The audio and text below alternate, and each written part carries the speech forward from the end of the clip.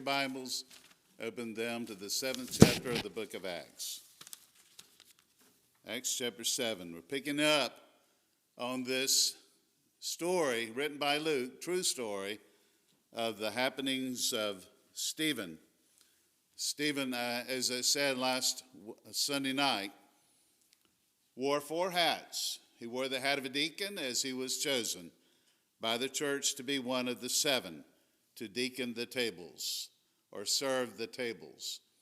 And he wore the hat of a preacher as he preached the gospel, and that's what we see him doing here. He also wore the hat of a miracle worker. As I said, God gave him the ability to do miraculous things, and he was the closest person to being like the apostles without being one. And then, of course, he wore the hat of a martyr, which he ultimately dies, and we'll see that next Sunday night. But continuing on in this sermon that Stephen was preaching, he is basically telling the people of Israel, the religious leaders in particular who were listening to him, the whole story of the history of the nation of Israel. Basically is what he is doing here. And we left off at verse 19 last week, where it said that Israel, while in their captivity of slavery in Egypt, that the Pharaoh, who no longer knew who Joseph was because he's a new Pharaoh, he was terrified and nervous by the rapid growth of the population of the people of Israel. And he wanted to slow that down. And he thought the way to slow it down was to have every Hebrew baby boy to be thrown into a river and be killed. Well, this is the time Moses was born. So would you look at verse 20?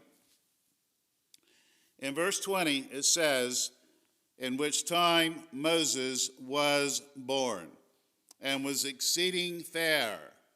He was a beautiful little baby that was born unto his parents. Amram and Jochebed were his parents. And his mother saw that he was a beautiful child, and she did not want him to be brutally slaughtered as the Pharaoh was doing. But also I do believe that Jochebed, the mother of Moses, somehow, some way sensed that Moses was a very special, unique child, and that God had his hand on him, and that God had a higher purpose for him. And I don't know, but I can't help but think that Moses' mother, Jochebed, perhaps discerned that about him. And so they made a little small ark or boat and put it into the Nile River and let it float.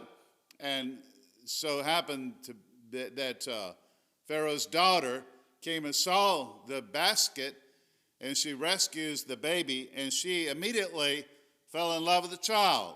And looking around, sees no mother anywhere around. The only one that was around was Miriam, the older sister of Moses. She was around because she, along with the mother, had the plan that hopefully Pharaoh's daughter, who would always go down to the river with her maidens to bathe in the river at a certain time every day, that maybe she would fall in love with the child, which she did, and that they would say, well, Miriam would go and say, I know a Hebrew woman that can nurse this baby. So they had it all planned, but God was in it, and God led them to this plan. But it says in verse 20 of Acts chapter 7, in the time Moses was born, he was exceeding fair and nourished up in his father's house 3 months. Now, 3 months, Exodus chapter 2, verse 2 says he was hid 3 months. Now, I don't know about you. I've been around babies. We had 3 of them, and we've got 2 grandbabies now. So I've been around babies. Most all of us in here have. Do you know how hard it would be to hide a baby for 3 months? When that baby gets hungry, that baby's going to squeal. When that baby gets fussy and sleepy, that baby's going to cry. and how hard it had to have been to hide this little baby for 3 months. But God preserved him because God had his eyes on him. God had his hand on him. God had a purpose for this child. He was spared. Other Hebrew babies were being killed, slaughtered by the Pharaoh, baby boys, but not Moses. God had his plan for him. It says in verse 21, when he was cast out, Pharaoh's daughter took him up and nourished him for her own son. Now, you say, well, I thought his mother Jochebed and Miriam had this thing planned out where Jochebed would nurse him. Indeed, she did. Luke is not making a mistake here when it says she nourished him. It means she provided for him by letting Moses' mother nurse him until he got to be of age where he didn't have to be nursed by his mother. And so when he was cast out, Pharaoh's daughter took him and nourished him as if he was her own son.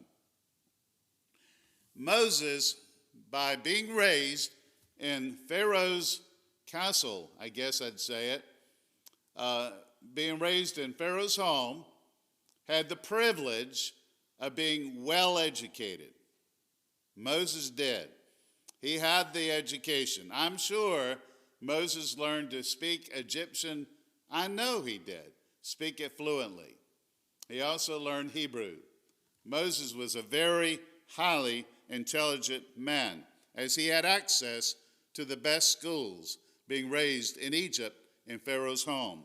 It says in verse 22, Moses was learned in all the wisdom of the Egyptians and was mighty in words and in deeds. Mighty in words, that might seem a little bit confusing when later on we find, or not later on, but earlier on in history, in our studies in Exodus chapter 4, in 10 through 12 in particular, it says Moses claimed he had a speech impediment and that he could not speak, and he begged and pleaded with God to let his brother Aaron be the spokesperson when he led the Israelites out of their bondage. So mighty in words just simply means that Moses was very well educated, he was smart, and he knew how to put words together on paper, but he perhaps was not a very eloquent speaker as far as getting the words out of his mouth. But it says in verse 23, when Moses was a full 40 years old, it came to his heart to visit the brethren, the children, his brethren, the children of Israel. Now, Moses had the opportunity to live out the rest of his life as, I guess you'd call it, the stepson, or the adopted son, rather, of Pharaoh's daughter. He had that opportunity. But Moses, when he was a baby, I just believe that when he was a baby, that his mother, Jochebed, grounded him with the knowledge of the people of Israel and who they were, that they were God's chosen people, and how they had descended from Abraham, Isaac, and Jacob. So Moses learned about his people, his family, his blood relatives, the nation of Israel. I do believe that Jochebed was probably very instrumental in that. Certainly he would not have learned anything about Israel in the schools of Egypt, other than that they were slaves. So Moses had the opportunity to stay in the home of Pharaoh, but Moses would later make the hall of faith in Hebrews chapter 11. And this is what it says in Hebrews 11, 24 and 25 about Moses. It says, by faith, Moses, when he was come to years, refused to be called the son of Pharaoh's daughter. So when he was a 40-year-old man, he did not want to be called Pharaoh's daughter anymore. It says in verse 25, choosing rather to suffer the affliction with the people of God than to enjoy the pleasures of sin for a season. Moses could have enjoyed the pleasures of sin, the writer of Hebrews calls it. That is, he could have had all the luxuries and the delicacies and the wealth and everything accessible to him in his life in Egypt. but he rejected that to go and identify himself with his people. What does that remind you of? Moses is a picture of Christ. Christ Jesus had the opportunity to remain on the throne with his Father in heaven. But instead, he chose, rather, to suffer the affliction with his people. He decided to come down to this earth where we are. We're not in bondage to the Egyptians, but we were in bondage to sin, slaves to sin. And our Moses, which is Jesus, came to where we are to save us and deliver us. Moses would be the deliverer of the people of Israel from their bondage. And we'll see that in just a moment. But then we go back and we look at Acts chapter 7. We find it says, when he was full 40 years, in verse 23, he decided to visit the children of Israel. And seeing one of them suffer wrong, he defended him. Oh, suffer wrong. Well, let me tell you. The Israelites were treated brutally. They were slaves. They had taskmasters who would beat them, make them work hard labor. They would whip them with whips. They treated them scornfully and hatefully. And so Moses went out to view what was happening among his brothers and sisters in the nation of Israel. And he saw how they were being brutally treated by the Egyptian taskmasters. He saw on one particular day a situation where an Egyptian taskmaster was brutally beating an Israelite, a Hebrew. That riled up the feathers of Moses. Didn't sit well with him because blood does run thicker than water. And Moses, knowing this was his Hebrew brother, decided he wanted to do something about it. He wanted to intervene. He wanted to stop this Egyptian from doing what he did. And Moses got a little aggressive as he fought the Egyptian. And not only did he stop the Egyptian from beating on the Hebrew, but it tells us in verse 24, seeing one of them suffer wrong, he defended him and avenged him that was oppressed, and he smote the Egyptian. Smote means he beat him or killed him. Now this is what it says in Exodus chapter 2, verse 12. Everyone listen to this. Moses, when he beat up the Egyptian taskmaster, he looked this way and he looked that way. He looked every which way. And when he saw that there was no man who slew him, he did not see anyone nearby. And so Moses thought, well, I've gotten away with this. No one sees, no one knows. So when he saw that there was no man, he slew the Egyptian and hid him in the sand. He buried him in the ground. Moses killed the Egyptian taskmaster and buried him. He thought, I've gotten away with this. No one knows. Now Moses, I guess from his raising and hearing from his mama, heard about the Hebrew people and knew about their bondage, being that he was raised in Pharaoh's home. He knew all about it. So Moses wanted to be the deliverer for the people. And indeed, that was God's calling on Moses, to be the deliverer of the nation of Israel. Problem was, Moses, he jumped the gun on it. Moses started too early, prematurely. We can't get ahead of God. God will call us when he is ready for us to do anything. So Moses decided he's going to deliver, he's going to be a hero, and he's going to mightily deliver his people from their bondage of slavery. So look at it, verse 25, he supposed his brethren would have understood. The word supposed is a word which means assumed. So Moses assumed then that his brethren, the Israelites, would have understood how that God by his hand would deliver them, but they understood not. They understood not because it was not in God's timing yet. The next day, it says in verse 26, Moses showed himself unto them as a couple of them. It says they, but it's really two of the Hebrew slaves started to bicker among each other. Even though they were brothers in the Hebrew family, two of them started to scuffle and fight each other. They turned on one another. And Moses saw it. He said that, verse 26, the next day he showed himself and saw two of them as they strove. That means as they struggled or as they fought each other. Now it says he would have set them at one again. He would have calmed them down and brought peace to the situation, saying, sirs, you're brethren, you're brothers. You both have the same blood. You're Hebrews. You're descendants, both of you, of Abraham, Isaac, and Jacob. And here you are fighting each other, Moses is telling them. Why do you do wrong one to another? Why do you fight each other? In verse 27, but he that did his neighbor wrong, one of the two men that were fighting, looked over at Moses and said, why, who are you? Who made thee a ruler and a judge over us? Wilt thou kill me as thou did the Egyptian yesterday? Moses probably thinking, uh-oh. I had looked around and I didn't see anyone watching.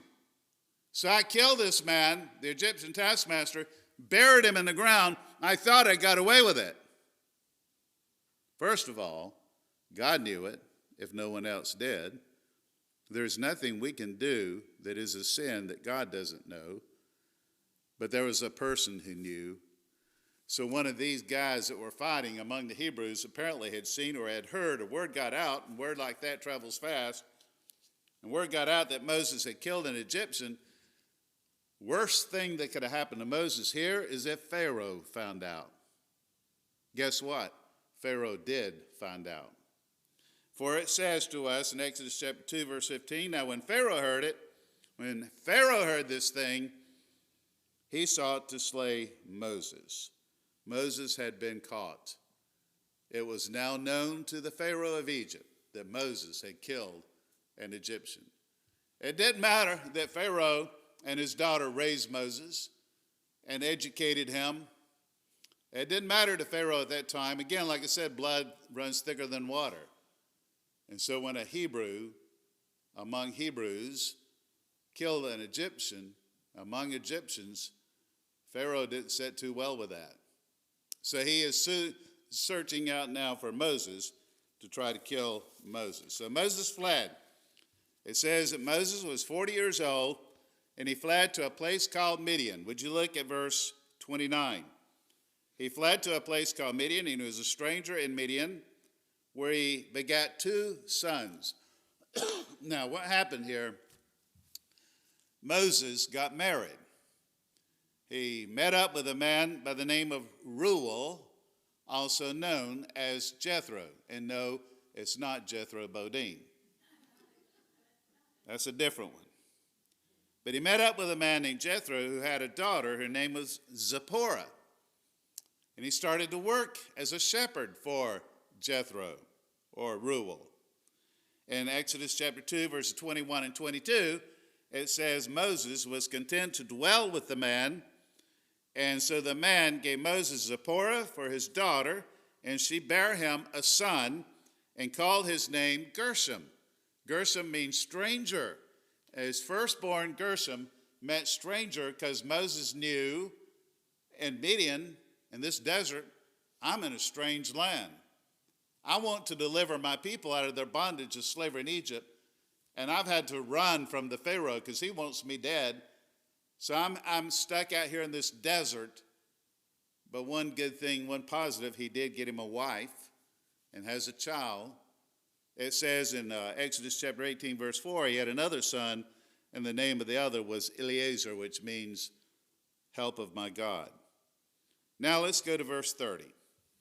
When 40 more years passed, Moses' life is broken up into three series of 40 years.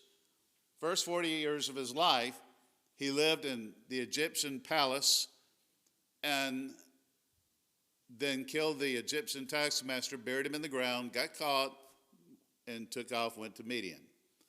The next 40 years of his life, till he's 80, he worked in the desert with his wife and sons and was a shepherd.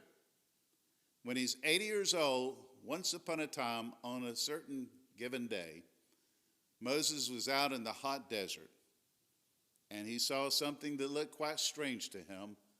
Got a little closer, and it was a bush that was on fire. The bush not only was burning, it was not consuming. And then a theophany came out of that bush. A theophany is God making himself manifest through something, through an object, like a burning bush. And God began to speak to him from that flame of fire. Don't you know, it had to have stunned Moses when he saw and heard that. So when he was a full 40 years later, when he's 80 years old, we're expired, verse 30, there appeared unto him in the wilderness of Mount Sinai an angel of the angel of the Lord, which is Jesus in pre-incarnate form in a theophany by way of the burning bush. It was Jesus. Spoke through that burning bush to Moses. And the flame of fire in a bush. When Moses saw it, it says in verse 31, he wondered at the sight. As he drew near to behold it, the voice of the Lord came unto him, saying, I am the God of the fathers, the God of Abraham, the God of Isaac, the God of Jacob. Then Moses trembled. I guess so. I would imagine certainly he would tremble and durst not behold. He was just mystified at what he's seeing. Then verse 33 says, Then said the Lord unto him, Put off thy shoes from off thy feet, for the place whereon thou standest, it is holy ground. God said, Take off your sandals, Moses. You're standing on holy ground as you are in the presence of God. So Moses did. He said, I have seen, and he repeated it, I have seen the affliction, or God said, I have seen, in repetitive form here, he said again, I have seen the affliction of my people which is in Egypt. I've heard their groaning, and I am come down to deliver them. Now, again, Moses wanted to be that deliverer. God chose him to be that deliverer. That's why God spared his life at his birth. The Egyptian princes rescued him. Miriam said, I know a woman that can nurse him. Moses' mother. They didn't know that. God was in this all the way. And so he's to be the one to deliver them. But it wasn't time yet. When it was time, God said, Moses, pay attention to this bush. I'm in this bush. The fire of God. Take off your shoes. You're on holy ground. I have seen the affliction of my people. In Exodus 3, 7 and 8, God said, I have seen the affliction of my people which are in Egypt. I've heard their cry by reason of their taskmasters, for I know their sorrows. And I have come down to deliver them out of the hand of the Egyptians and unto a land flowing with milk and honey. That's what God said to Moses from the burning bush. Now, then it says in the latter part of verse 34, God said to Moses, I've told you I've seen the affliction of my people, and so now come, I will send thee into Egypt. Now this Moses, whom they refused, saying, Who made thee a ruler and a judge? The same did God send to be a ruler and a deliverer by the hands of the angel which appeared to them in the bush. So in other words, Moses fled Egypt as a 40-year-old man, knowing he killed a man, and Pharaoh was trailing him. Pharaoh was after him. And so now the angel, which is God, says, go back. Go back to that place where you had to run for your life. God was going to be with them. And verse 36 says, Moses brought them out. There's a ton of history we've omitted here, haven't we? I mean, Stephen was preaching. And he did preach a long, lengthy sermon here, but he did leave a lot of history out, the 10 plagues. He delivered them, he brought them out. After that, he had showed wonders and signs in the land of Egypt. The 10 plagues, which was he turned water into blood, frogs, lice, flies, the livestock pestilence, the boils, the hail, the locust, the darkness, and the killing of the firstborn of the Egyptians. Those are the 10 plagues. And in the wilderness, well, in the land of Egypt, he did the plagues, but also we see that God, through Moses, did a miracle at the Red Sea, as he led them after the 10 plagues unto the Red Sea. There the trampling sound of the horses and the squealing sound of the wheels and the chariots following them, and Moses is at the ocean, and he sees the Egyptians coming, 2 to 3 million Israelites, and Moses is at a breaking point here. God, what in the world am I going to do? And Moses hears from God. God says, look at the ocean. Moses looks at the ocean. God says, go forward. Moses looks at God and says, what? Before you take a step, though, Moses, take your rod and hold it up. And he does, in obedience to God. And Moses was not a magician. He did not miraculously part the sea. God parted the sea. Only thing Moses did was obey God. Moses held up the rod, God parted the sea, and they crossed over the other side. What a miracle. And then in the wilderness for 40 years, more miracles. The Israelites got thirsty. They were in a desert for 40 years. God gave them water from a rock. They were hungry. God gave them manna from heaven in that 40-year period. Then, verse 37, Stephen said in his sermon, this is that same Moses which said to the people of Israel, at a certain time that a prophet shall the Lord your God raise up unto you, your brethren, like unto me, him shall ye hear. When did Moses ever say something like that? In Deuteronomy chapter 18. In Deuteronomy chapter 18, verse 15, Moses did once upon a time say, the Lord thy God said it to Israel, will raise you up a prophet unto thee from the midst of thee, of thy brethren, like unto me, said Moses, unto him shall you hearken. What prophet is he talking about? None other than Jesus, the Son of God. Moses said, I delivered the people of Israel. This Jesus will deliver whosoever will call upon him. Stephen preached, this Moses delivered the people of Israel. But this prophet that Moses talked about is our deliverer. And that's what Stephen, the point he's getting to. Then verse 38, he said, this is he that was in the church. In the church? Old Testament? Is that out of place? No. The word church comes from a Greek word, ecclesia, rather. I'm sorry. That's the book, Ecclesiastes. Ecclesia, which means assembly. So, was he in the assembly? This is the same Moses that was in the assembly in the wilderness. The wilderness is the desert. So among the 2 to 3 million Israelites, when their 40 years of wilderness wanderings, Moses was in assembly with them, with the same angel that has spoken to him on Mount Sinai from the bush, and with our fathers. This is Stephen preaching, talking about their ancestors who were in that wilderness.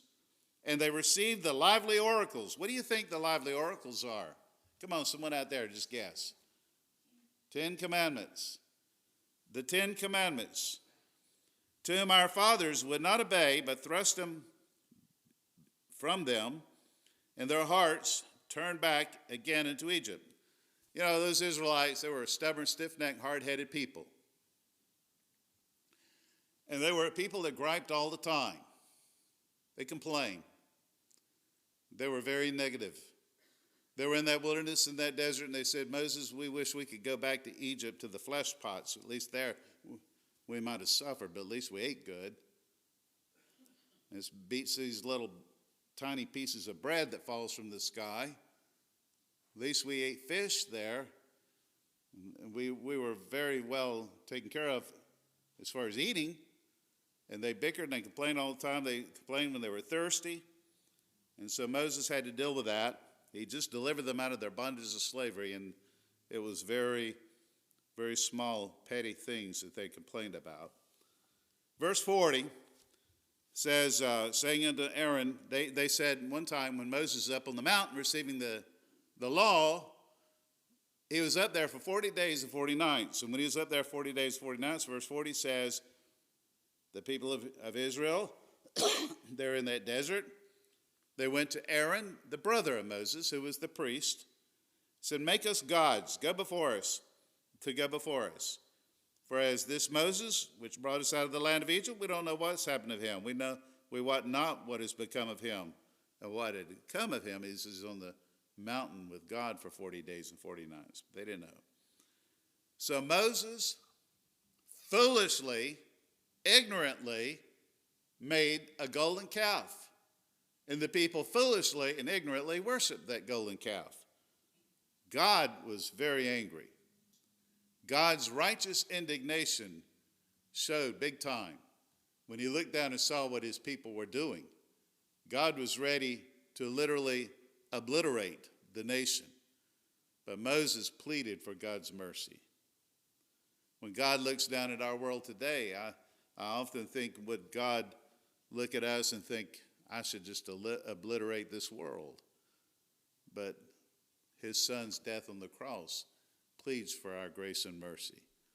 It is only by the grace and mercy that God does not destroy us. So, and then we go to verse 42. When the people of Israel, when they worshiped these idols, God turned them and gave them up. Turned them and gave them up means he turned them over to a reprobate mind, to worship the host of heaven, the stars of the heavens. As it is written in the book of the prophets, Isaiah chapter 5, verse 25 says, O ye house of Israel, have ye offered to me slain beasts and sacrifices by the space 40 years in the wilderness? You read Amos 5:25 and you'll see that is a quote of that. What happened later on in Israel's history? Well, after Joshua led them into the promised land and they built the temple, later on they just slowly but surely, gradually rebelled, backslid into idolatry, and ultimately were taken captive by the Assyrians and the Babylonians. And Stephen is hammering down this point to the Israelite leaders when he's preaching this sermon, saying, you yourselves are worshiping religion and rejecting the Savior. So what about us? Whom is the source of our worship? Things of this world or God? It's all about him, not us. And may we never, ever forget that. Let us pray.